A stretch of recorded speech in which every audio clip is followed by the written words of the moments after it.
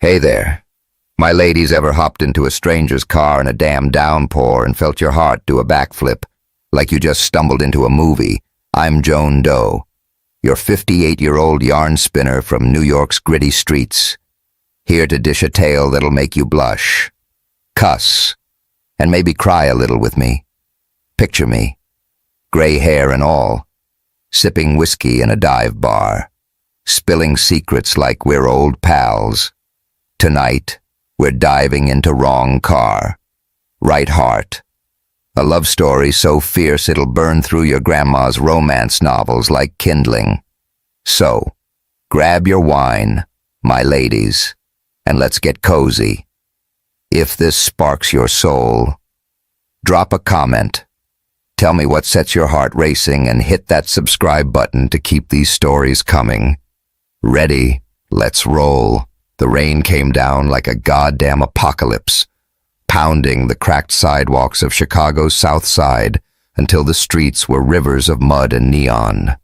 Amara Davis stood under a flickering street lamp, her thin hoodie soaked through, clinging to her like a second skin.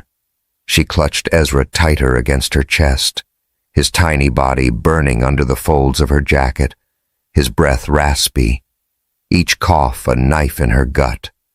The wind howled, whipping her dark braids across her face, and she squinted through the storm, searching for the Uber she'd called 10 minutes ago. Her phone was dead.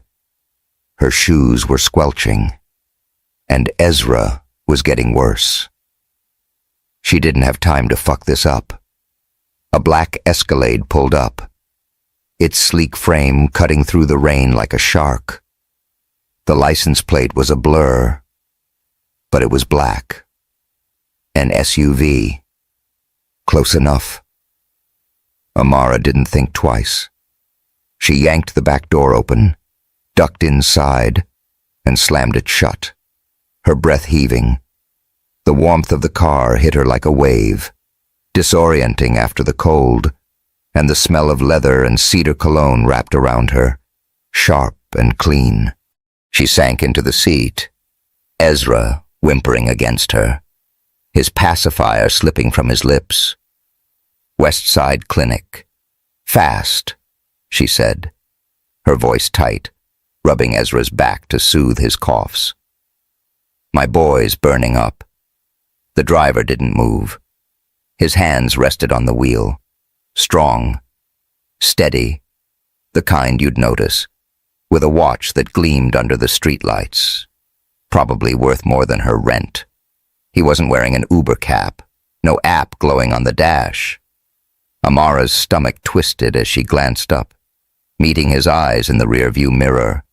They were dark, unreadable, set in a face sharp and handsome, his jaw tight under a tailored overcoat.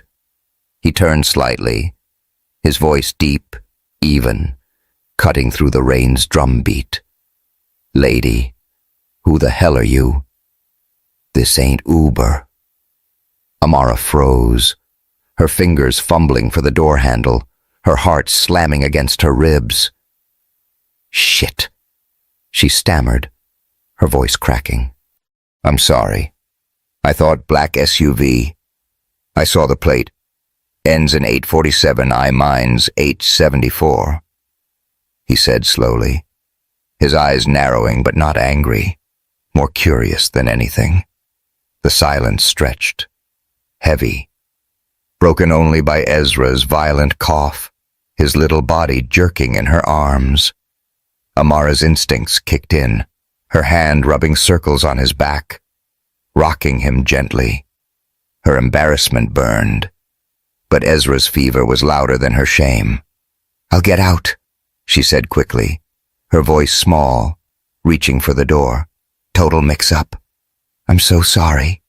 The man turned fully now, his gaze dropping to Ezra, pale and sweaty, his tiny chest heaving, his expression softened, the hard lines of his face easing. He doesn't look good, he said, his voice quieter, almost gentle. Amara's throat tightened. He's got a fever, she admitted, her fingers brushing Ezra's damp curls. Been wheezing since last night. Clinic's got an appointment in 20 minutes. If we miss it, it's 2 weeks before they'll see us again. Her voice cracked on the last word, betraying the panic she'd been holding back. The man checked his watch. The motion smooth, deliberate. West Side Clinic. Right, he said, turning back to the wheel. I'm heading that way.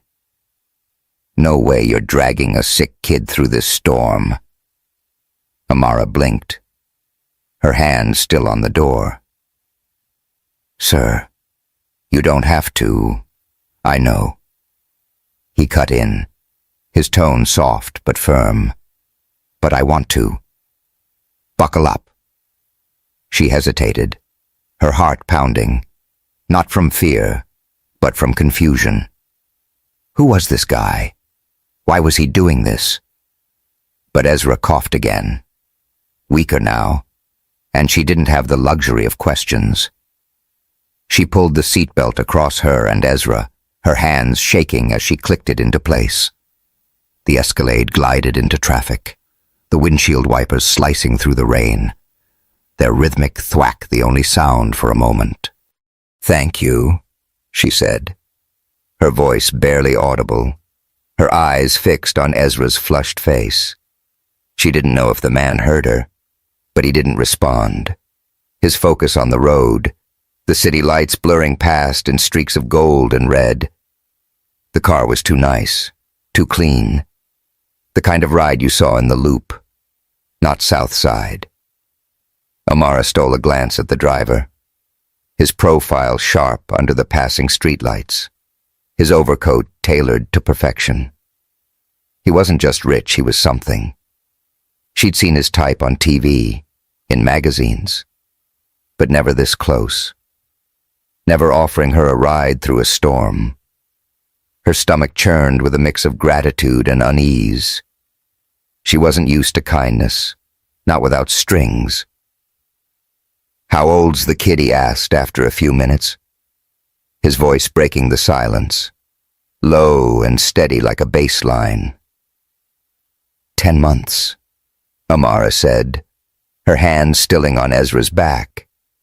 He's usually a terror, climbing everything. But this, it's knocked him out.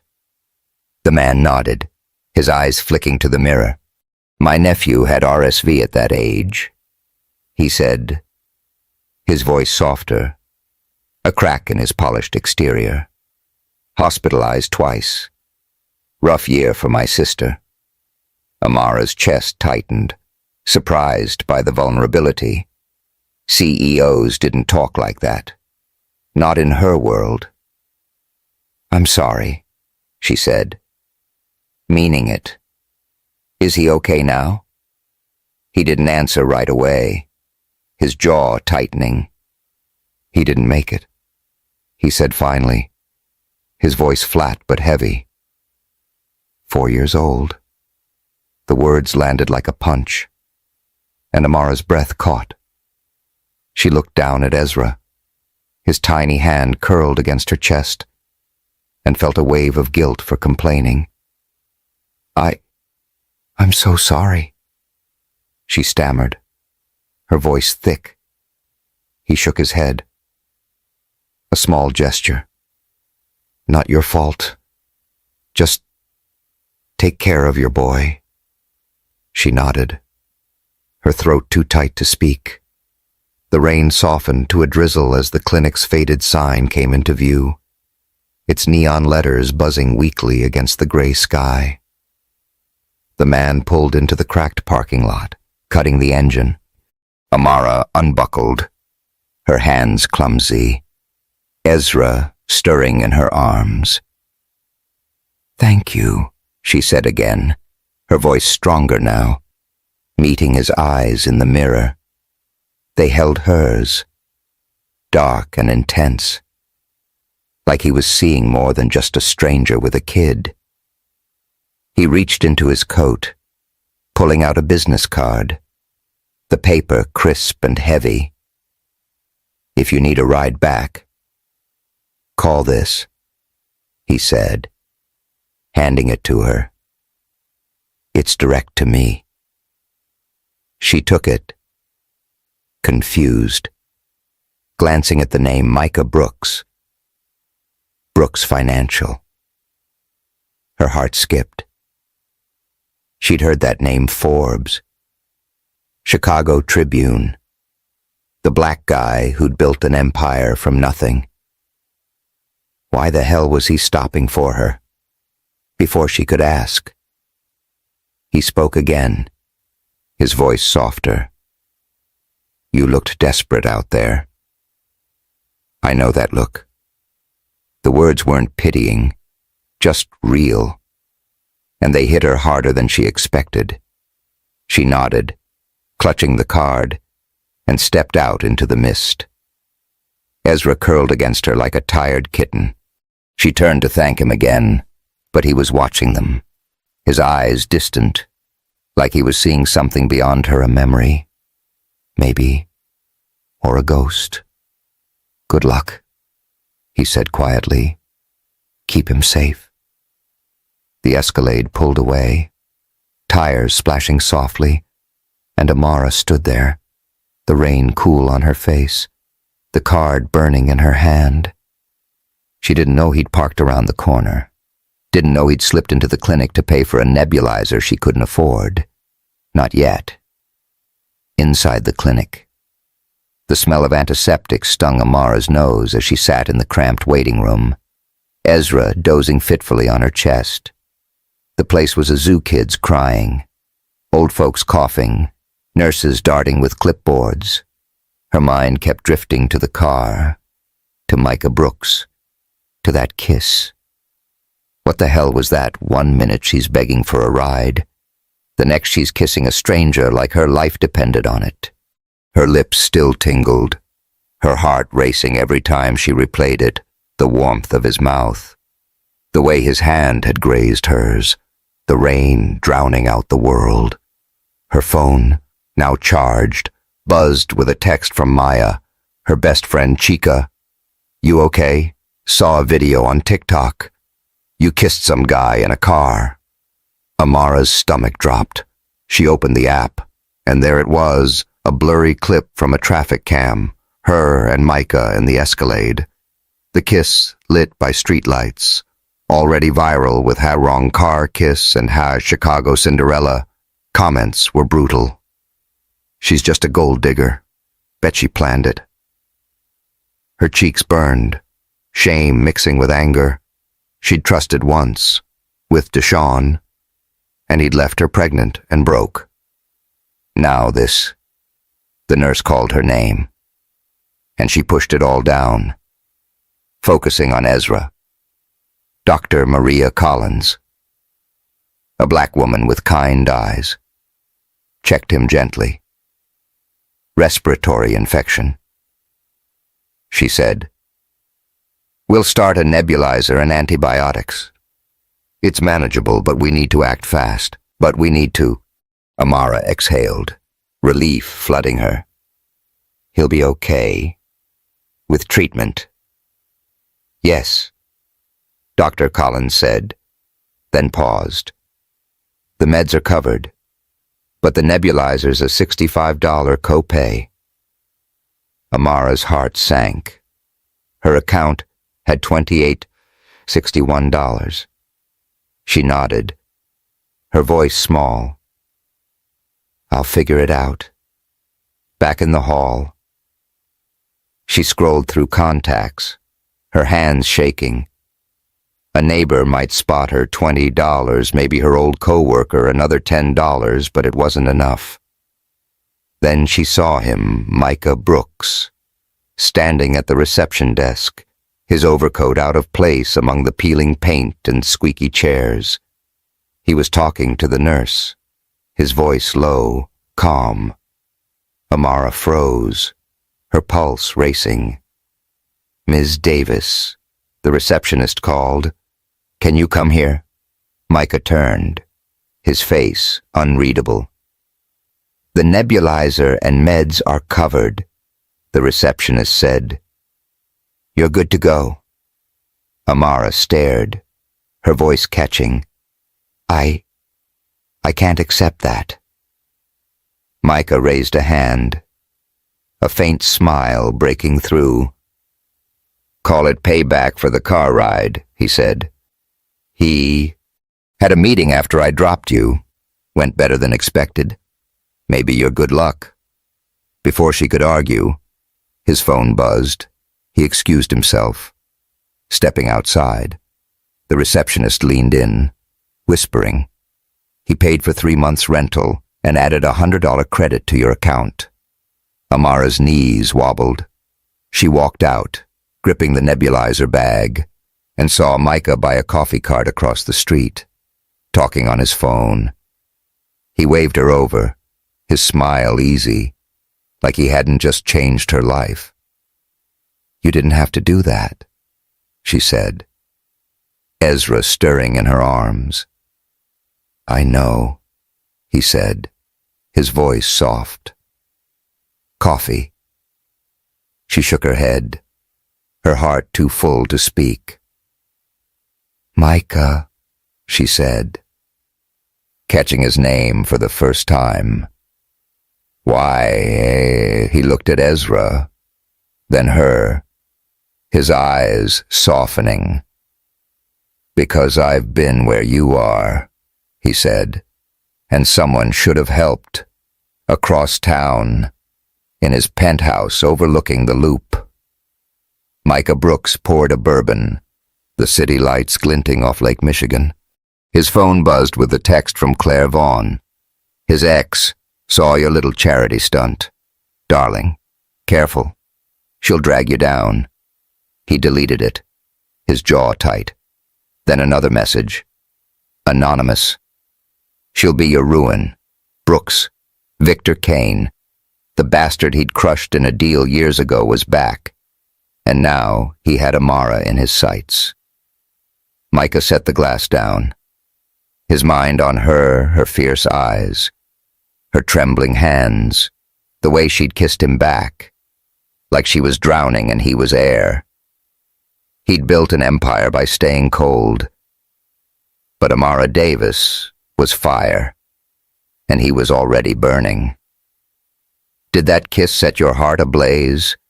Hit that subscribe button and drop a comment telling me what you'd do in Amara's shoes.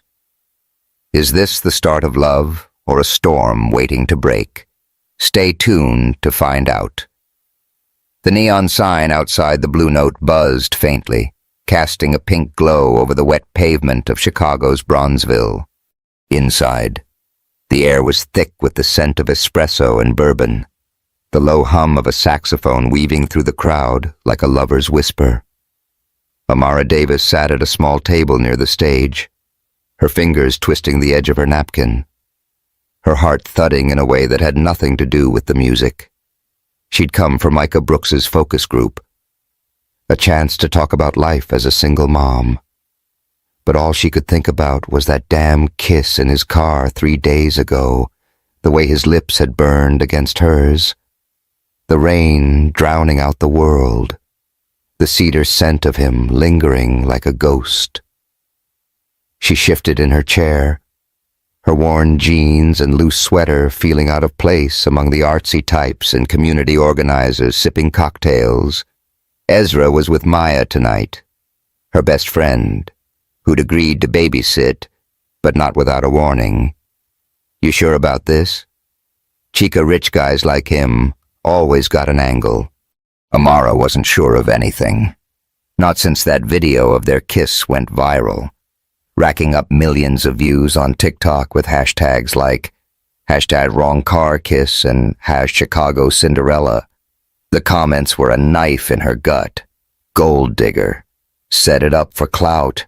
She's using that kid to trap him. Her phone was still buzzing with notifications, each one a reminder of how fast her quiet life had unraveled. The stage lights dimmed, and Micah stepped into the spotlight, his presence commanding without trying. No suit tonight, just a black sweater and dark jeans. the sleeves pushed up to show forearms that made Amara's throat go dry. His voice, deep and steady, cut through the chatter. "Thanks for being here," he said, scanning the room. "This isn't about me or my foundation. It's about you, your stories, your struggles. We're building something real at Westside, but it starts with listening." His eyes found hers, and for a second, the room faded, the saxophone's wail dropping to a hum. Amara looked away, her cheeks burning, her fingers shredding the napkin. What the hell was wrong with her? She wasn't some starry-eyed kid. She was a mom, a survivor, a woman who'd learned the hard way that men like Deshaun Miller, Ezra's dad, didn't stick around when shit got real. Micah Brooks was different, sure, but different didn't mean safe. The focus group kicked off, and Amara listened as others shared eviction notices, medical bills, dreams buried under debt. When it was her turn, she hesitated, her voice catching. "I'm Amara Davis," she said, her hands clasped tight. "Single mom, barista, trying to keep my kid breathing. Ezra's got respiratory issues, and the clinic's always packed, always out of meds. I'm not asking for pity, just a system that doesn't make you beg to survive." The room was quiet, heads nodding, and Micah's gaze stayed on her, intense, like he was seeing her soul. "Thank you, Amara," he said, his voice soft but carrying weight. "That's why we're here." After the group wrapped, the crowd lingered, sipping drinks and swapping stories. Amara stayed at her table, her coffee cold, her mind replaying Micah's words, his eyes, the way he'd said her name. She was about to leave when he slid into the chair across from her, his cedar cologne hitting her like a wave. "You were good up there," he said, his voice low, a half-smile tugging at his lips. Real. People felt that. She shrugged, her fingers tracing the rim of her cup. "Just told the truth. Not like I had a choice." "You always got a choice," he said, leaning forward, his elbows on the table. "You could have stayed quiet, but you didn't. That's strength." Her chest tightened, his words too close to the bone. "Strength don't pay the bills," she said, her voice sharper than she meant. "Or keep Ezra out of the ER." Micah didn't flinch. "No, it doesn't. But it's why I want you at the next meeting. Your voice matters." "Amara."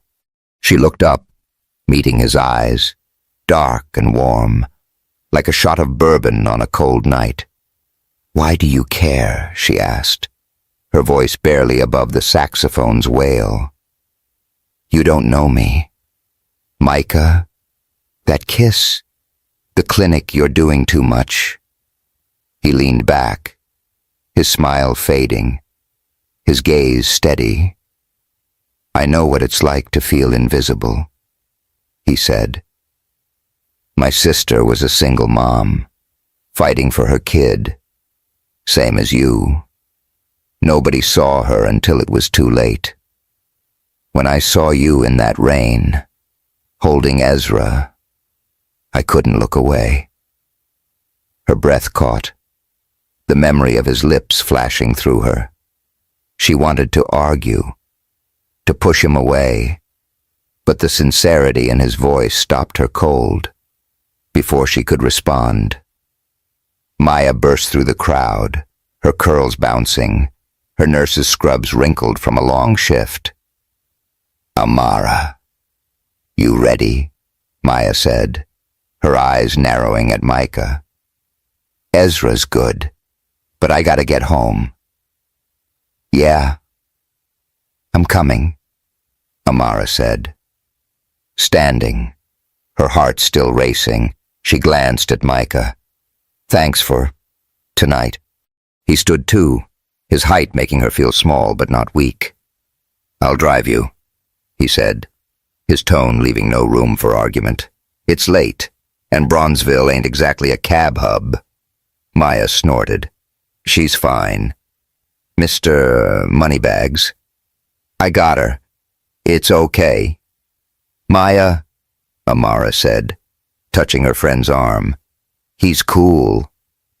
Maya raised an eyebrow, her voice dripping with skepticism. Cool. Huh. Watch yourself. Chica. Rich dudes always got a catch. She hugged Amara, whispering, Call me if he tries anything. Then she was gone, leaving Amara with Micah and a room full of jazz and tension. The drive to Southside was quiet at first, the Escalade's hum mingling with the city's pulse. The neon lights of Chicago blurred past, casting pink and blue streaks across Amara's face as she stared out the window. Micah's cologne filled the car, cedar and something sharper, like a memory she couldn't place. Her mind was a mess, his kiss, the viral video, Maya's warning, Ezra's coughs echoing in her head. You okay? Micah asked, his voice breaking the silence, his eyes flicking to her. Yeah, she lied, her fingers twisting the strap of her bag. Just a lot. That video's everywhere. People are saying I'm some gold digger, like I plan to jump in your car. Fuck 'em, he said, his voice sharp, surprising her. They don't know you. They don't know shit. She laughed, a small, bitter sound. Easy for you to say. You're Micah Brooks, king of Chicago. I'm just a barista with a sick kid and a past that won't stay buried. He glanced at her, his jaw tight. You're more than that. Amara, you're a fighter. I saw it tonight. Her heart skipped, his words hitting too close to home. She looked at him, really looked, the way his sweater hugged his shoulders, the faint scar above his eyebrow, the intensity in his eyes. Why are you doing this? She asked, her voice softer now. Helping me, talking to me like I'm somebody. He pulled the car over, stopping in front of her rundown apartment building, the street lamp casting a golden glow through the windshield. The rain had stopped, but the air was heavy, charged, the city's hum a faint backdrop. He turned to her, his eyes locking onto hers, and the space between them felt alive, electric, because you're not just somebody, he said, his voice low, rough. You're the only one who's made me feel something since, hell, since I lost my nephew. That day in the rain, you weren't just a stranger. You were a spark. Her breath caught, her body leaning toward him without her permission. The neon sign from a nearby bodega flickered, painting her face in soft pink. Her lips parted, her jasmine shampoo mixing with his cedar scent. He reached out, his hand brushing her wrist, his fingers warm, calloused, sending a shiver through her. The car was too small, too warm, his presence overwhelming. Micah, she whispered, her voice shaky, a warning and a plea. He moved closer, his hand sliding to her cheek, his thumb grazing her jaw. His breath was warm, uneven, inches from her lips, and she felt it, the pull, the need, the danger of letting him in. You're killing me. Amara, he murmured. His voice a growl, his lips so close she could taste the bourbon on his breath. The saxophone from a distant bar drifted through the cracked window, a slow, sultry note that matched her pulse. She leaned in, her hand finding his chest, feeling his heart race under her palm. And for a moment, she thought she'd kiss him, lose herself in the heat of him.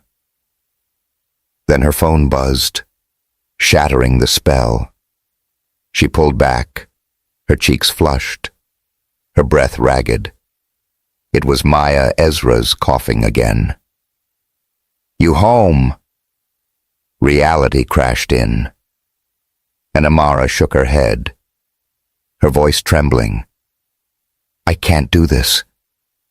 Not now." Micah nodded, his hand falling away, his eyes dark with something she couldn't read. "I'll wait," he said, his voice steady, "as long as you need." She grabbed her bag, stepping into the cool night, the bodega's neon buzzing behind her. "Thanks for the ride," she said, not looking back, her heart pounding like a drum. She didn't see him watch her until she disappeared into the building. Didn't know he sat there a minute longer, his hands gripping the wheel.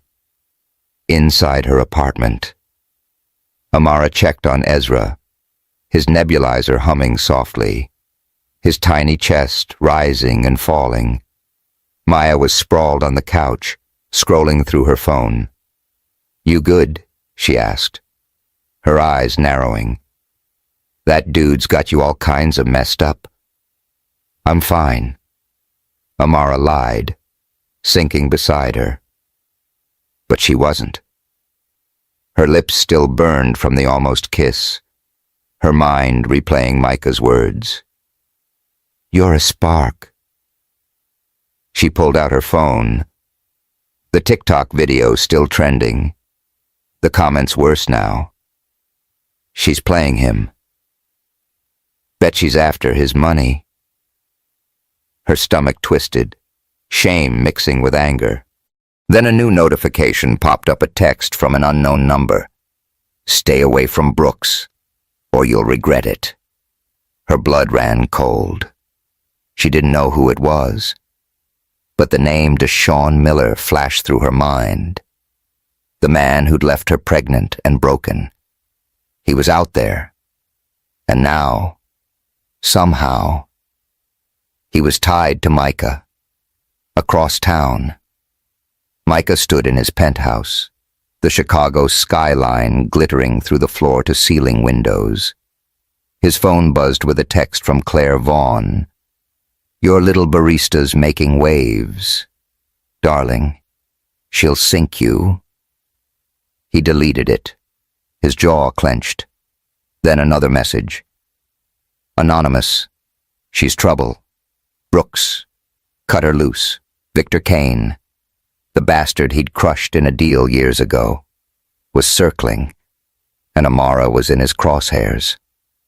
Micah poured a bourbon, the amber liquid catching the city lights. He didn't give a damn about Claire or Victor. All he could think about was Amara, her fierce eyes, her trembling hands, the way she'd almost let him in. He'd spent years building walls, but she was tearing them down, and he wasn't sure he wanted to stop her.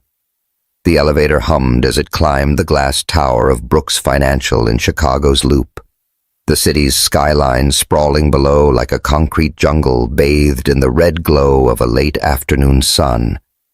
Amara Davis stood rigid, her hands clutching the strap of her worn tote bag, the weight of the folder inside heavier than the bag itself. Her reflection stared back from the polished steel doors, braids pulled tight. Thrift store blazer a size too big, eyes wide with a mix of fear and resolve. She wasn't here for a job interview or a handout.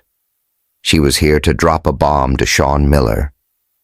The man who'd left her pregnant and broken was Micah Brooks's CFO, and she had proof. 3 days had passed since the focus group at the Blue Note, where she'd bared her soul and nearly kissed Micah again under the neon glow of Bronzeville.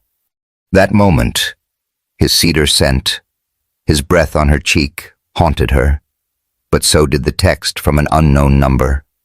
"Stay away from Brooks, or you'll regret it." She'd known it was Deshawn the second she saw it. He'd always been a snake, charming until cornered, and now he was slithering back into her life, threatening the fragile hope she'd started to feel with Micah. The elevator dinged, and the doors slid open to a sleek hallway, all glass and chrome, the air crisp with the faint tang of lemon cleaner. Amara stepped out, her sneakers squeaking on the polished floor, feeling like an intruder in this world of power and money. A receptionist with a tight smile directed her to a side office, where Micah waited, leaning against a desk, his black sweater hugging his frame, his dark eyes locking onto her the second she walked in. "Amara," he said, his voice low, warm, like a bass note in a jazz tune. "You made it." She nodded, her throat tight, setting her bag on a chair. "Yeah, didn't want to do this over the phone." He gestured to a seat, but she stayed standing, her hands fidgeting. The office was all sharp angles, floor-to-ceiling windows, a mahogany desk, a clock ticking softly on the wall. The sunset painted the room in crimson, casting long shadows across Micah's face, making him look both fierce and vulnerable. "What's wrong?" he asked, his brow furrowing, stepping closer. "You look like you're carrying the world." She laughed, a bitter sound, and shook her head. "Not the world, just a secret that's been eating me alive." He didn't push, just waited, his silence patient but heavy. Amara took a breath, her hands trembling as she pulled the folder from her bag, its edges worn from years of hiding. "You need to know something about your CFO," she said, her voice steady despite the storm inside. "Deshawn Miller. He's Ezra's father." Micah's face didn't change, but his eyes darkened, a muscle twitching in his jaw. "Ezra's father," he repeated, his voice flat, like he was testing the words. "Deshawn." She nodded, opening the folder, her fingers brushing over screenshots, texts, an ultrasound photo. "He was with me 2 years ago, said he loved me, promised we'd build a life. Then I got pregnant, and he ghosted, blocked my number, sent a lawyer to scare me off with defamation threats if I talked. I didn't know he worked for you until I saw his name in your foundation's report." Micah took the folder, his hands steady but his knuckles tight, flipping through the pages. The clock's ticking grew louder, each second a hammer in Amara's chest. She watched his face, searching for anger, doubt, anything. But he was unreadable, his silence cutting deeper than words. "Say something," she said, her voice cracking, her hands balling into fists. "Please."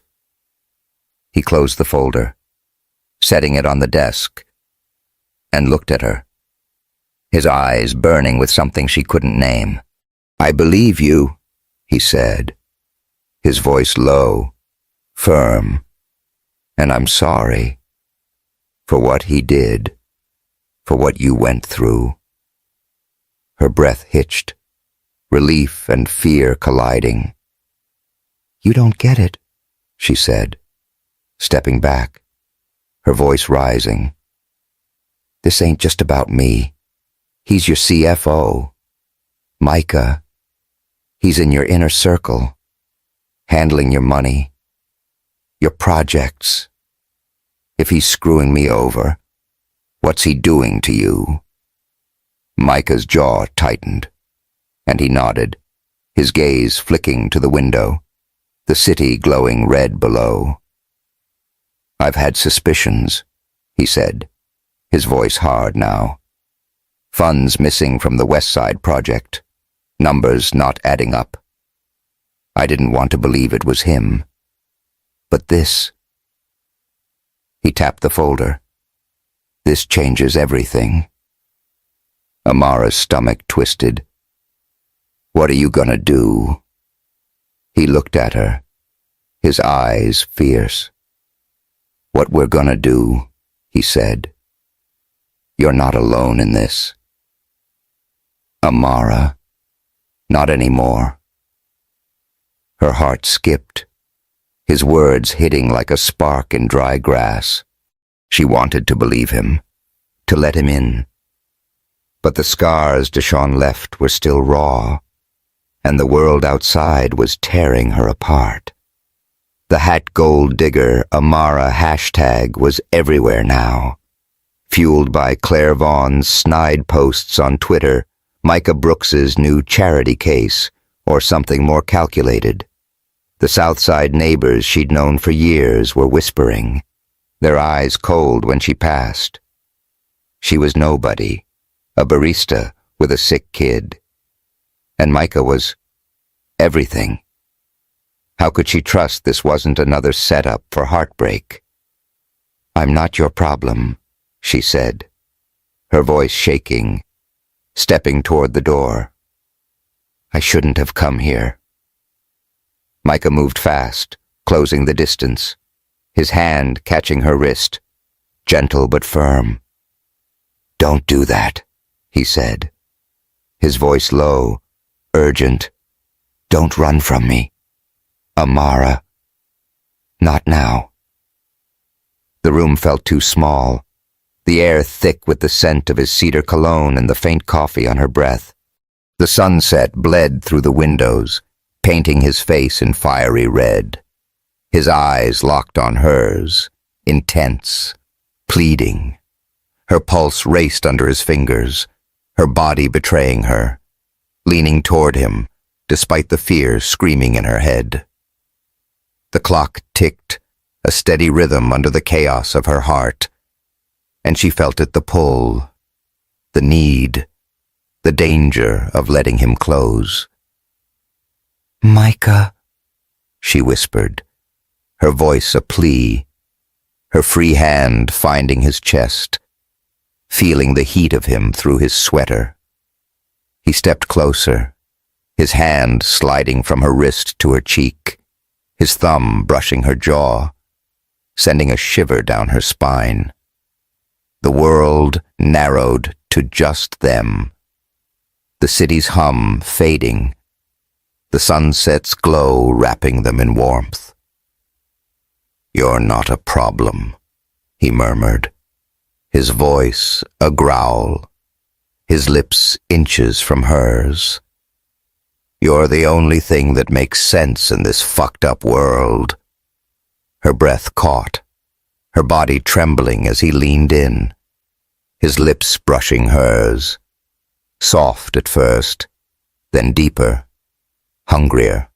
The clock's ticking blended with their breaths, ragged and uneven, his hand cupping her face, her fingers curling into his sweater.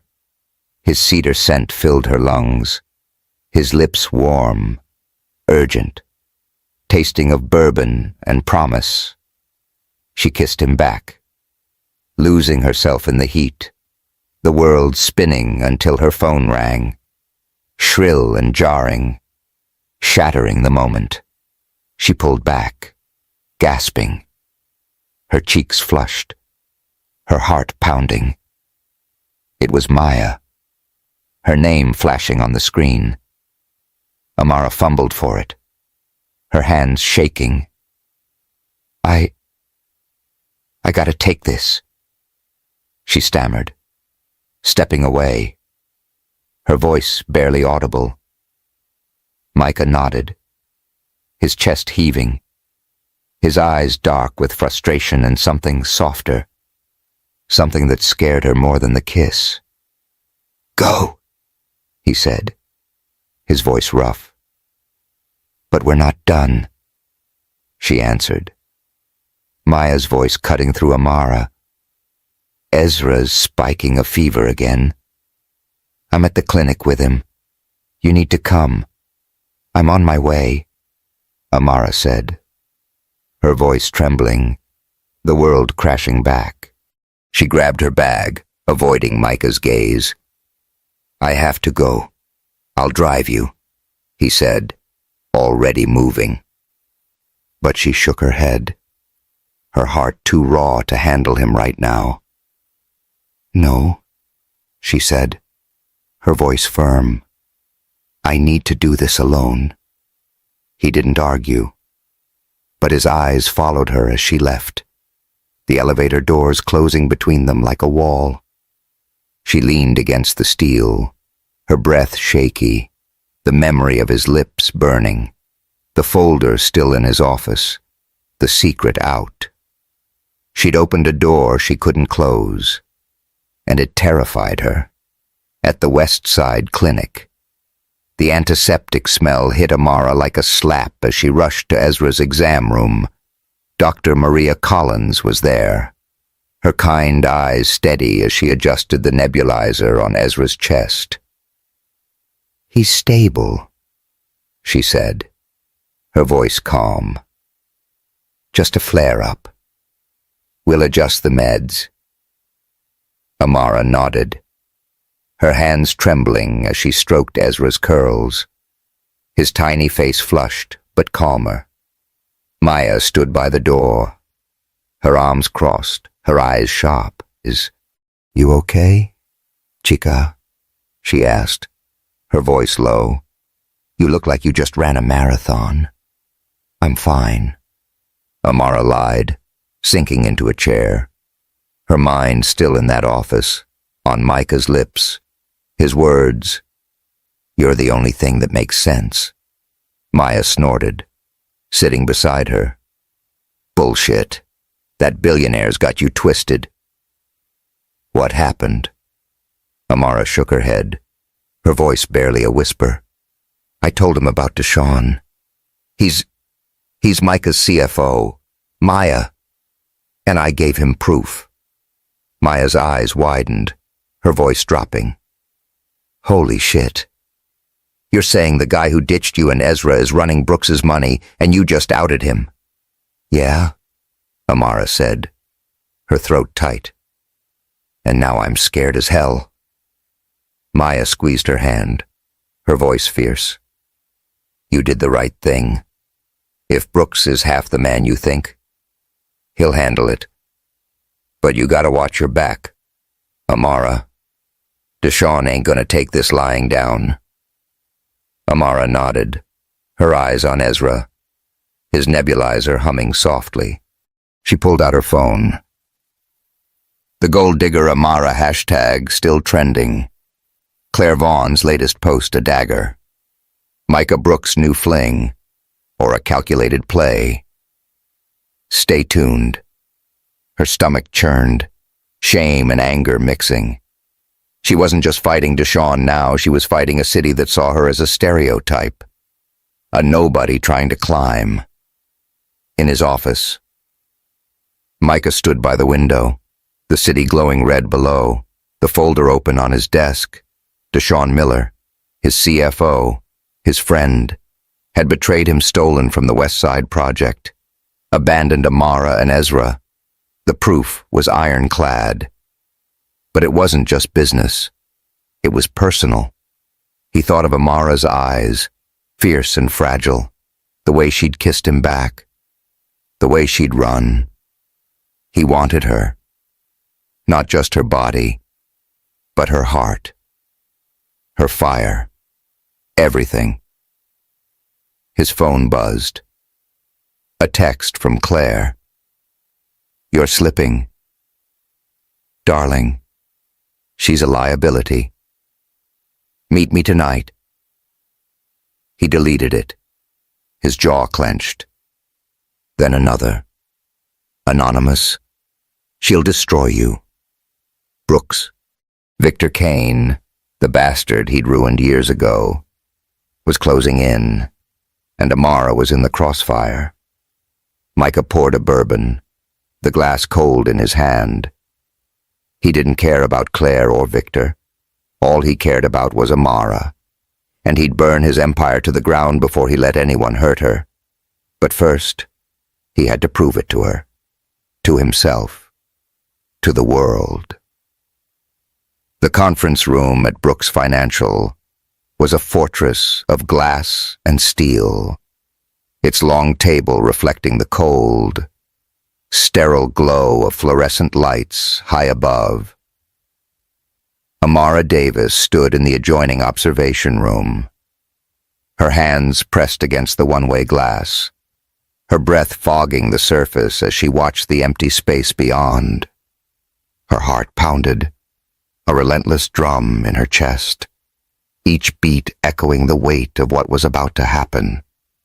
Deshaun Miller, the man who'd abandoned her and Ezra, who'd built his life on lies and stolen money, was about to face the consequences. And she'd be there, hidden but present, to see it all go down. It had been 2 days since she'd dropped the truth on Micah Brooks in his office, spilling the secret that Deshaun was Ezra's father and a crook in Micah's empire. The folder she'd given him, texts, emails, proof of Deshaun's betrayal, had set this in motion, but the cost was still sinking in. The #gold digger Amara hashtag was a knife in her side. Claire Vaughn's venomous posts on Twitter fueling the fire Micah Brooks's new toy, or a South Side scam. Her neighbors' whispers had turned to glares, and yesterday, another anonymous text had landed. "You'll pay for this, Amara." Deshaun's shadow was everywhere, and she was terrified not just for herself, but for Ezra, her baby boy fighting to breathe in a world that kept trying to crush them. Micah had insisted she come today, his voice steady but fierce over the phone. "You deserve to see this, Amara. He doesn't get to hide anymore." She'd hesitated, her fear warring with her anger. But Maya's words had pushed her forward. "Chica, you've been running too long. Time to watch that bastard fall." So here she was, in a borrowed blazer from Maya, her sneakers silent on the carpet, her pulse a roar as she waited. The door to the conference room opened, and Micah stepped in, his black suit sharp as a blade, his presence filling the space like a storm. He didn't sit, just stood by the table, his hands clasped, his jaw tight. Amara's breath caught, the memory of their almost kiss in his office flashing through her, his lips brushing hers, the sunset's red glow, the ticking clock. She pushed it down, focusing on the moment. This wasn't about her heart. This was about justice. Then Deshaun walked in, and Amara's knees nearly gave out. He was taller than she remembered, his Armani suit tailored to perfection, his hair cropped tight, his stride confident until he saw Micah alone, no board, no assistance. His steps slowed, his eyes narrowing, a flicker of unease crossing his face. "What's this?"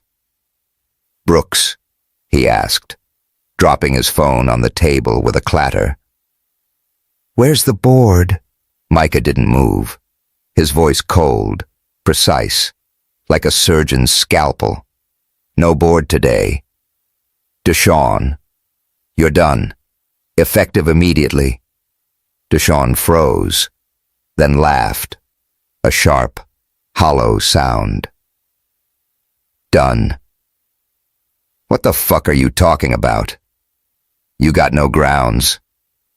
Micah slid a folder across the table, its pages spilling spreadsheets, bank transfers, memos, community development funds, he said, his voice low, deadly.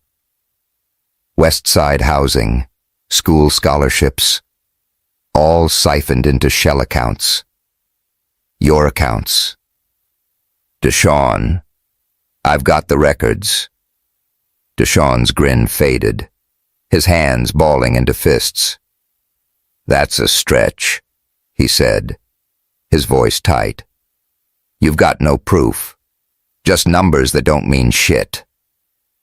Micah turned his laptop, the screen glowing with transaction logs, emails, signatures. I've got more than numbers, he said. I've got testimonies. One you might know, Amara Davis. Amara's breath stopped, her hands trembling against the glass. Deshawn's face went white, his eyes darting to the door, like he could run from the truth. Amara, he said, his voice cracking. Whatever she told you, she's lying. That kid ain't mine. Micah leaned forward, his voice a blade. DNA doesn't lie, he said, his eyes boring into Deshawn's. And neither do I. You knew about Ezra, denied him, threatened her to stay quiet. You're finished. Deshawn. Amara gasped, her heart racing.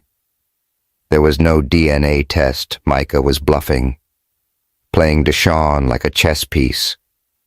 And it was working. Deshawn's face crumpled, his hands shaking as he gripped the table. She's a nobody, he spat, his voice rising. A barista with a sob story. You're throwing me under for her. Micah's eyes flashed, his voice deadly calm. You threw yourself under when you stole from the people I swore to help. Get out, or security drags you. Deshawn surged to his feet, his chair scraping. You're making a mistake. Brooks, he shouted, his voice echoing. You think I'll go quiet? You and that bitch will regret this. Security burst in, 2 guards grabbing his arms. Deshawn thrashed, yelling. You'll pay for this as they hauled him out. The door slamming shut. Micah stood still, his chest heaving, his eyes flicking to the one-way glass, like he knew she was there. He nodded once, a silent promise. And Amara's knees buckled, her hands sliding down the glass, tears burning her eyes. She'd done it. She'd brought him down, not with fists, but with truth. And Micah had been her shield. But the victory felt hollow. Deshawn's threats ringing in her ears, the world outside still tearing her apart. The observation room door opened, and Micah stepped in, his suit jacket gone, his shirt sleeves rolled up, his face softer now, but still fierce. You okay? He asked, his voice low, closing the distance between them. Amara nodded, her throat too tight to speak, her hands trembling as she wiped her eyes. You destroyed him, she said, her voice cracking. For me? For Ezra? For you, he said, his eyes locked on hers, and for every family he screwed over. You gave me the truth. Amara, that's what did it. She laughed, a shaky sound, and shook her head.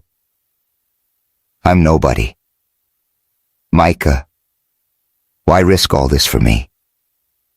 He stepped closer, his hand finding her shoulder, his touch warm through her blazer. You're not nobody, he said, his voice rough, urgent. You're everything fierce, real, stronger than anyone I know. I'm not risking anything. I'm fighting for what matters. Her breath caught, his words sinking into her like rain on parched earth. The room was dim, the fluorescent lights casting soft shadows, the faint hum of the city below blending with their breaths. His cedar cologne mixed with the jasmine in her hair. The air heavy, charged, like a storm about to break. Too, she looked up. His eyes dark, burning, and felt the pull, the need to let him in. To trust, despite the fear clawing at her heart. "Micah," she whispered, her voice trembling, her hand finding his chest, feeling his heart race under her palm. He cupped her face, his thumbs brushing her cheeks, wiping away tears she hadn't realized were falling.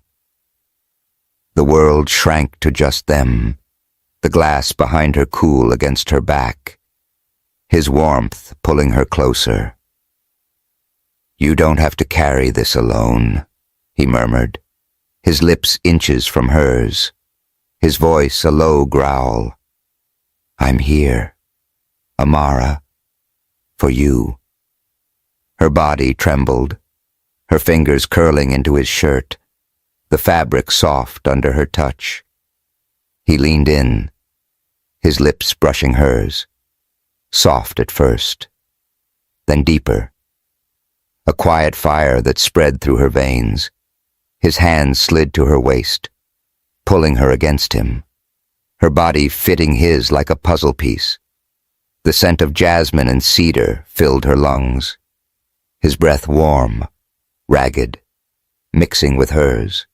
She kissed him back, her fear melting under the heat, her heart pounding like a drum. His hand moved to her back, his fingers tracing her spine, sending shivers through her. The room spun, the lights dimming as if the world was fading, leaving only them, only this. "You're safe," he whispered against her lips, his voice a lifeline, his arms a shield. She clung to him, her tears mixing with the kiss, her body shaking with the weight of everything Deshawn, Ezra, the world outside. Then a knock on the door shattered the moment, sharp and jarring. Amara pulled back, gasping, her cheeks flushed, her lips swollen. Eleanor Grant, Micah's lawyer, stood in the doorway, her navy pantsuit crisp, her eyes apologetic. "Sorry to interrupt," she said, her voice calm but urgent. "We've got a problem. Deshawn's already talking to the press, spinning this as a setup." Micah's jaw clenched, his arm still around Amara, his voice hard.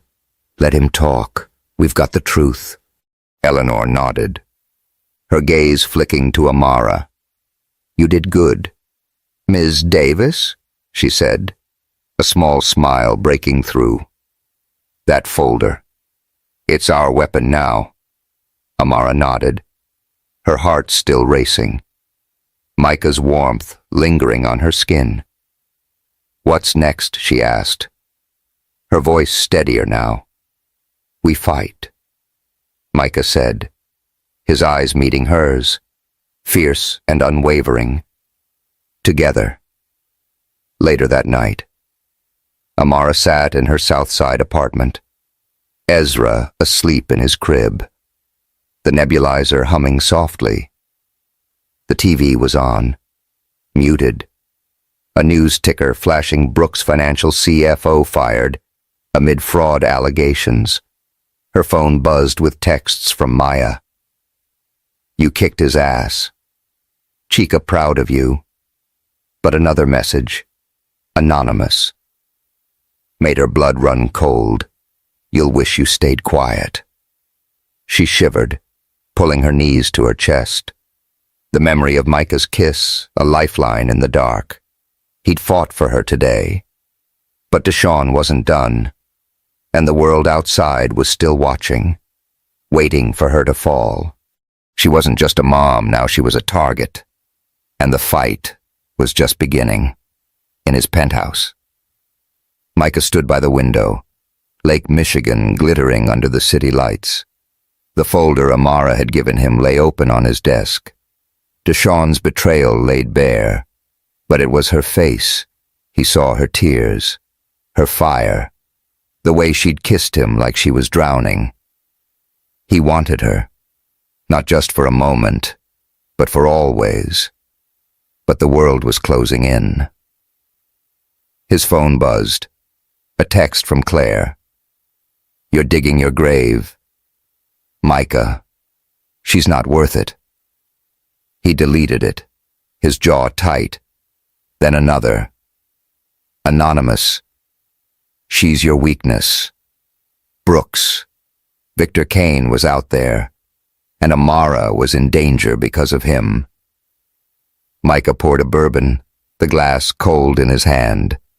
He didn't care about Claire or Victor. Amara was his spark, his reason, and he'd burn it all down to keep her safe. But first, he had to prove it to her, to the world, to the shadows waiting to strike. The hearing room in Chicago's City Hall was a far cry from the glossy towers of the Loop, its fluorescent lights buzzing overhead, casting a harsh glow on the scuffed linoleum floor and rows of creaky chairs. Amara Davis stood at the witness table, her hands clasped so tightly her knuckles ached, her heart hammering like a freight train. The air smelled of burnt coffee and old paper, the weight of a dozen Eyes Committee members, reporters, strangers boring into her. She wore a navy dress borrowed from Maya, its hem slightly frayed, but her chin was high, her green eyes fierce despite the fear clawing at her gut.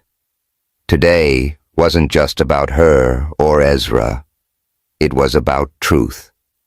About tearing down the lies Deshawn Miller had built, and she'd be damned if she let him win.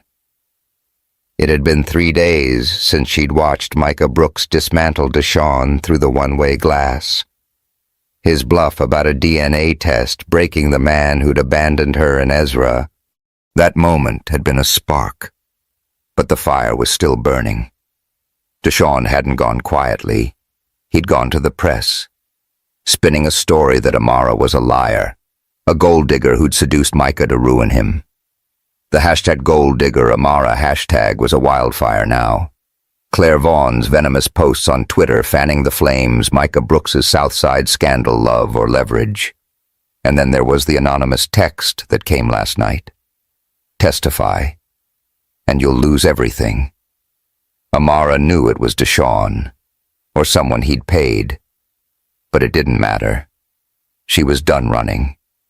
Micah sat in the front row, his black suit sharp, his presence steady like a lighthouse in a storm. He didn't look at her, his eyes fixed on the committee. But she felt him, his strength, his belief in her. He'd sacrificed a major contract yesterday, one that could have expanded his empire, to shield her from Deshawn's legal threats. "You're worth it," he'd said, his voice low, and she'd wanted to believe him. But the world was still screaming she didn't belong. The committee chair, a stern woman with graying hair and a no-nonsense stare, cleared her throat. "Ms. Davis, please state your name and affiliation for the record." Amara leaned into the microphone, her voice steady despite the tremble in her hands. "Amara Davis, program coordinator at the Westside Family Development Center, and a mother." The chair nodded, her pen poised over a notepad. "We're here to investigate allegations of financial misconduct in the Brooks Foundation's Westside Initiative. Do you have first-hand knowledge of any wrongdoing?" Amara took a breath, her eyes flicking to Micah, then back to the chair. "No," she said, her voice clear, cutting through the room's hum. "But I know what it looks like when money does what it's supposed to, and I know who's been stealing it." The room rustled, heads turning, reporters scribbling. The chair raised an eyebrow. Elaborate. Ms. Davis. Amara's hands unclenched, her voice growing stronger. I was living in a moldy apartment, no heat, raising a sick kid alone. The clinic I went to was underfunded, always out of meds. Nobody cared, nobody in rooms like this until Micah Brooks did. The West Side Project gave me a home, a job, a chance to breathe. It gave my neighbors the same. But Deshaun Miller, your golden boy CFO, stole from it. He siphoned funds meant for families like mine, and I've got proof. She slid a folder across the table, the same one she'd given Micah texts, emails, bank records. The committee members leaned forward, their murmurs rising. Amara's heart pounded, but she kept going, her voice a blade. Deshaun's not just a thief. He's Ezra's father. He knew I was pregnant, promised me a future, then left me with nothing but threats. He's been dodging responsibility for years, just like he dodged your audits. The room erupted. Gasps and whispers filling the air. A reporter's camera flashed, and Amara flinched, but didn't stop. I'm not here for pity, she said, her voice rising. I'm here because silence costs too much. It cost my dignity, my son's health, my neighbors' homes. So I'm speaking now not to take someone down, but to lift us up. The truth is all I've got, and it's enough. The chair's pen froze, her eyes wide. The room was silent, the weight of Amara's words hanging like smoke. Micah's gaze met hers, his jaw tight, his eyes blazing with pride and something deeper, something that made her heart skip. She'd done it. She'd shaken the room, and nothing could take that away. Outside, the air was cool, the Chicago skyline glittering under a crescent moon as Amara and Micah walked through Millennium Park, the cloud gate's silver curves reflecting the city's lights like a dream. The hearing had ended hours ago, the committee promising a full investigation into Deshaun, but the weight of it still clung to Amara, her borrowed dress brushing her knees, her hands trembling from adrenaline. Micah had insisted on the walk, his voice quiet but firm. You need air. Amara, let's breathe. They stopped by the Bean, the park empty except for a distant busker's guitar, its soft chords drifting on the wind. Amara leaned against a railing, Lake Michigan's waves a faint murmur, the moon casting silver flecks across her face. Micah stood beside her, his suit jacket off, his shirt sleeves rolled up, his cedar cologne mixing with the lake's salty tang. You were incredible today, he said, his voice low, his eyes locked on hers. You didn't just speak, you changed the room. She laughed, a shaky sound, shaking her head. I was scared shitless, she admitted, her voice soft. Still am. Deshaun's not done. And now there's this audit on West Side. Claire's out there saying I'm the one behind it, like I'm some mastermind screwing you over. Micah's jaw clenched, his hand gripping the railing. Claire's a fucking vulture, he said, his voice sharp. And the audit. It's a setup. Probably Deshaun's last shot. I gave up a contract to keep the project clean, to keep you safe. I'd do it again. Her breath caught, his words hitting like a wave. You gave up what she said, turning to him, her eyes wide, Micah, that's your empire. Why would you? Because you're worth it. He cut in, his voice fierce. Stepping closer. You and Ezra. This community, you're my empire now. Her heart surged, tears prickling her eyes, and she stepped toward him. The space between them electric. The moonlight bathed them in silver, the wind carrying the guitar's mournful notes. The lake's waves a steady rhythm. Micah cupped her face, his thumbs brushing her cheeks. His touch warm, grounding. Her hands found his chest, her fingers curling into his shirt, feeling his heart race under her palms. Amara, he murmured, his voice a growl, his lips inches from hers. I'm all in. For you. For this. For us. Her breath trembled, her body leaning into him, the fear in her heart melting under the fire in his eyes. He kissed her, slow and deep, his lips soft but urgent, tasting of bourbon and salt from the lake air. Her hands slid to his neck, her fingers tangling in his hair, pulling him closer, her body pressing against his. The wind whipped around them, the guitar's notes fading under their ragged breaths, the moonlight glinting off her tears. His hands moved to her waist, his fingers tracing her curves through the dress, sending shivers through her. I'm scared, she whispered against his lips, her voice breaking, her hands gripping his shoulders. Scared to love you, to lose you.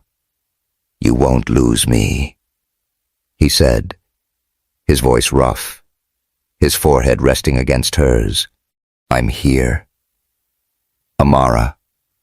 Always. The kiss deepened, her heart pounding, the world spinning until it was just them, just this moment. The lake's waves crashed, a wild rhythm matching her pulse, his cedar scent filling her lungs, his warmth her anchor. She wanted to stay here, to let him hold her forever. But the world was still out there, waiting to tear them apart. Back at her South Side apartment. Amara sat by Ezra's crib, the nebulizer's hum a quiet comfort as he slept, his tiny chest rising and falling.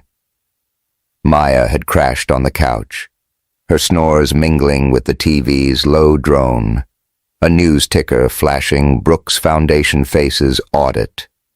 Amid CFO scandal, Amara's phone buzzed with a text from Dr. Maria Collins. Proud of you, Amara. You spoke for all of us, but another message, anonymous, made her blood run cold. You're dead. Amara. She shivered, clutching the phone, the memory of Micah's kiss, a shield against the fear. He'd fought for her, given up everything. But the audit was closing in, and Deshawn's allies were out there, watching. She wasn't just a witness, now she was a warrior, and the battle was far from over. In his penthouse, Micah stood by the window. Lake Michigan, a dark expanse below, the city's lights glittering like stars. His phone buzzed with a text from Claire. You're a fool. Micah. She'll bury you. He deleted it, his jaw tight. Another message. Anonymous. She's your end. Brooks. Victor Kane was tightening the noose, and Amara was in danger because of him. He poured a bourbon, the glass cold in his hand, but didn't drink. Amara's face filled his mind, her fierce words in the hearing, her lips under the moonlight, her tears on his fingers. He'd sacrificed a contract, but it wasn't enough. The audit could kill Westside, could break her, and he'd be damned if he let that happen. He loved her. Not just her fire, but her heart, her fight, and he'd burn it all down to keep her safe. The rain came down in sheets, a Chicago deluge that turned the West Loop's abandoned warehouse district into a maze of mud and shadows. The house stood like a rusted skeleton, its broken windows rattling under the storm's fury, the wind howling through gaps in the corrugated walls. Inside, the air was damp and cold, reeking of oil and decay. The flickering glow of a single sodium lamp casting jagged shadows across the concrete floor. Amara Davis stood beside Micah Brooks, her black hoodie soaked, her braids dripping, her green eyes sharp with defiance. Her heart pounded, but her hands were steady, clutching a flashlight as they moved deeper into the warehouse. They were here to end it. Deshaun Miller's last play, his hired thug sent to destroy the West Side Project and them along with it. It had been a week since Amara's testimony at City Hall, her words shaking the room and toppling Deshaun's lies. The committee had launched a full investigation, his accounts frozen, his name splashed across every Chicago news outlet. But the victory came at a cost. The audit on the Brooks Foundation's West Side initiative had intensified, fueled by Claire Vaughn's relentless campaign to paint Amara as a schemer. South Side con artist, sinks Brooks' empire. And then, 2 days ago, a new threat, a video sent to Micah's phone, grainy footage of Amara leaving the clinic with Ezra, a voiceover promising to burn Westside to the ground. Deshaun was behind it, pulling strings through a hired fixer. And tonight, they'd tracked the bastard here, to this warehouse, to stop him before he could strike. "You sure about this?" Micah asked, his voice low, barely audible over the rain's roar. His black jacket clung to his frame, his eyes scanning the shadows, his hand hovering near the concealed pistol at his hip. He'd insisted on coming, his voice fierce when she'd tried to argue. "You're not facing this alone, Amara." She nodded, her jaw set, her flashlight cutting through the dark. "I'm done hiding. Micah, he wants to scare us. Let's scare him back." He flashed a half-smile, fierce and proud. "Badass," he said, his voice warm despite the cold. They moved silently, their boots splashing in shallow puddles, the sodium lamp buzzing like a dying insect. Amara's phone vibrated. Eleanor Grant, Micah's lawyer, confirming the police were on standby, ready to move in once they had proof. The plan was simple: catch the fixer in the act, record his confession, end this. But simple didn't mean safe. And Amara's heart raced as footsteps echoed from the far end of the warehouse. A figure emerged, tall and wiry, his face half hidden by a hood, a crowbar glinting in his hand. "You Brooks," he called, his voice rough, his eyes darting between them. "Should have stayed in your penthouse, man." Micah stepped forward, his voice cold, commanding. "You're working for Deshaun Miller.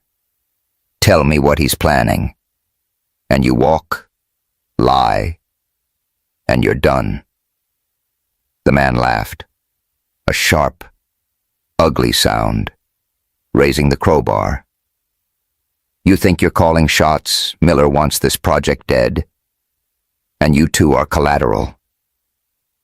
Amara's blood ran cold, but she didn't flinch, her flashlight locking onto his face. "You're not burning shit," she said. her voice steady, fierce.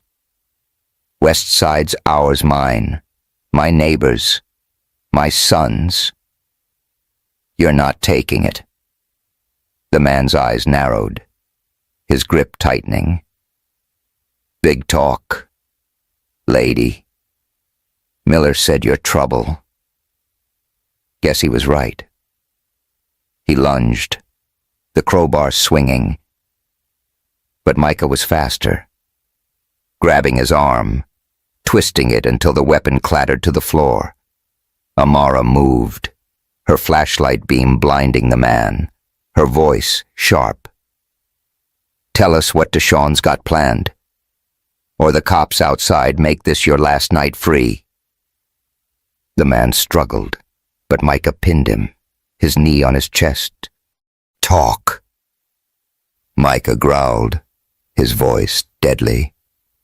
No. Fuck you. The man spat, but his eyes darted, fear creeping in. Miller's got people in City Hall. The audit's just the start. He's leaking fake docs, saying you're skimming funds. You're done. Brooks. Amara pulled out her phone, recording, her voice steady. Keep talking. Who's helping him? The man hesitated, then deflated. Some chick, Vaughn. She's feeding the press, setting you up. Amara's heart sank. Claire Vaughn, Micah's ex, was in on it. Before she could ask more, sirens wailed outside, red and blue lights flashing through the broken windows.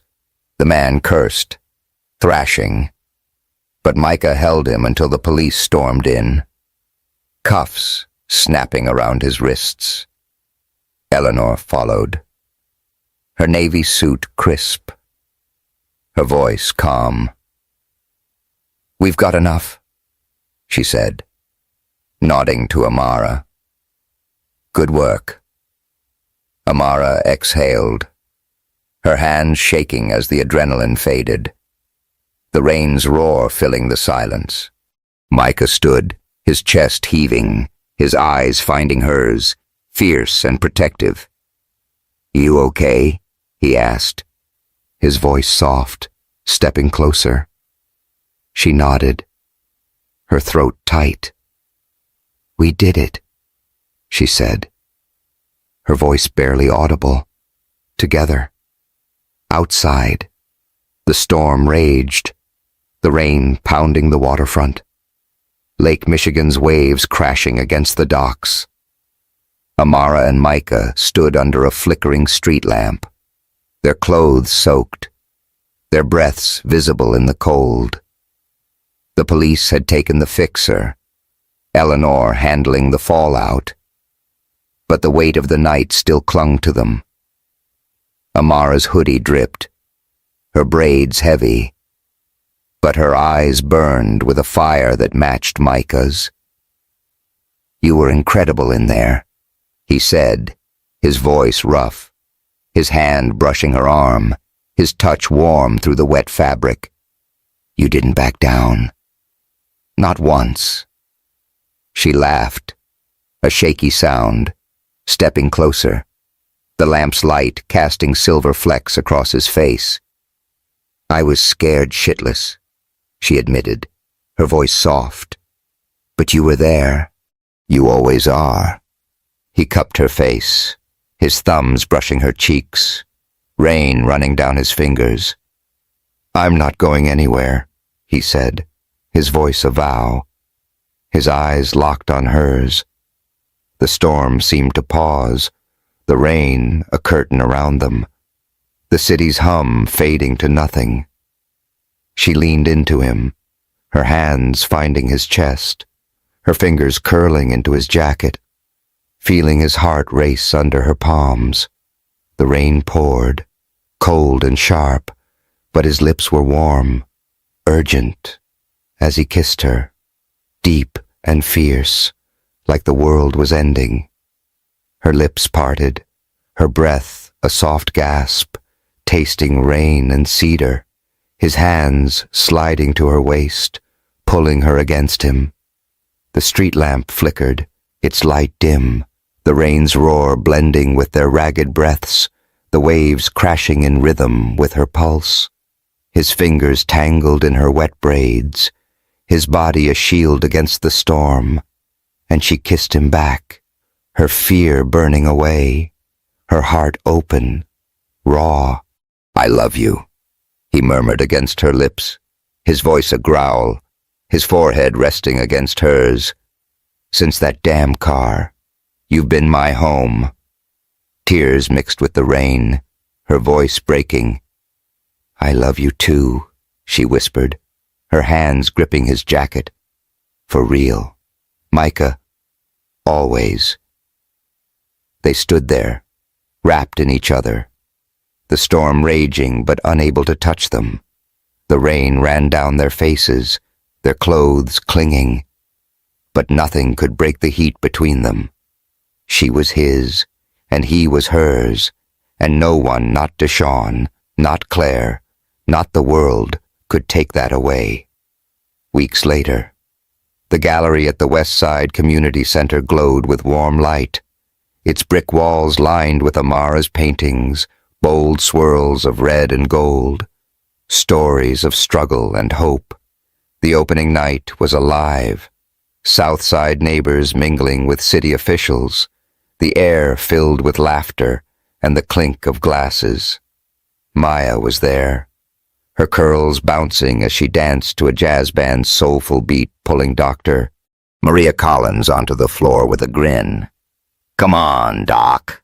Show us some moves," she teased, her voice bright. Amara stood by a painting she'd done with Ezra's tiny handprints, a flame of color that symbolized everything they'd fought for. Her white dress caught the light, her green eyes shining with pride. Micah was beside her, his hand in hers, his navy sweater soft under her fingers. The center was theirs, a dream built from the ashes of Deshawn's betrayal, funded by Micah's foundation but shaped by her vision. "You did this," he said, squeezing her hand, his voice low, warm. "This is you, Amara." She shook her head, her smile soft. "It's us," she said, leaning into him. "Partners, remember?" He nodded, his eyes warm, his thumb brushing her knuckles. Always. The night was perfect. But a shadow lingered. Eleanor had called yesterday, warning of a new threat, a message from an untraceable source, games not done. Brooks. Deshawn was in jail, his allies scattered. But someone was out there, watching. Amara didn't know yet, and Micah hadn't told her, not wanting to dim her light tonight. But he'd protect her, no matter what. Earlier that day, they'd celebrated Ezra's first birthday in their new apartment, the sun pouring through the windows, a simple vanilla cake glowing with a single candle. Micah had given Ezra a toy fire truck, his grin wide as the boy clapped, and Amara a photo album, its pages filled with moments Ezra in the car, at the clinic, at the picnic. The last page held a note. "Sometimes the wrong car takes you home," she'd cried, kissing him softly, their hands entwined over Ezra's crib. Now, as the gallery crowd thinned, they stepped outside, the Chicago night cool and clear, stars glinting above the city. Amara leaned against him, her head on his shoulder, his arm around her, her warmth grounding him. "What's next?" she asked, her voice soft, her breath visible in the air. "Whatever we want," he said, kissing her forehead, his voice a promise. "As long as it's together." She smiled, her eyes shining, and he knew. No matter what storms came, their flame would never fade. They'd fought for this love, bled for it, and it was theirs eternal, unbreakable, real. Did Amara and Micah's love make you believe in forever? Hit that subscribe button and drop a comment sharing what sparked your heart in their story.